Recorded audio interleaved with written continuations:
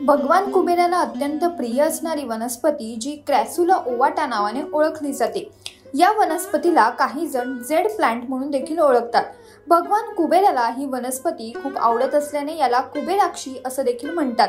ही वनस्पती घरात योग्य दिशेला लावल्यास घरात धनसमृद्धी येते असं म्हणतात। क्रॅसुला ओवाटा या वनस्पतीची पाने जाडसर, गोल आणि हिरवी असतात।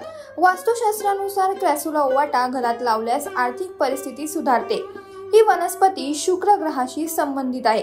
एखाद्या व्यक्तीच्या कुंडलीत शुक्र ग्रहाची स्थिती चांगली असेल तर आर्थिक अडचणी जाणवत नाही, तसेच व्यक्तीला भौतिक सुखसोयी मिळतात। त्यामुळे शुक्र ग्रहाची स्थिती बळकट करण्यासाठी घरात क्रॅसुला ओवाटा वनस्पती तुम्ही ठेवू शकता।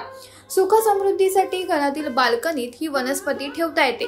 खरं तर या झाडाला सूर्यप्रकाशाची अत्यंत गरज असते, त्यामुळे चुकूनही ही वनस्पती अंधाऱ्या खोलीत किंवा बेडरूम मध्ये ठेवू नये। असं केल्याने घरात नकारात्मक ऊर्जेचा वावर वाढतो।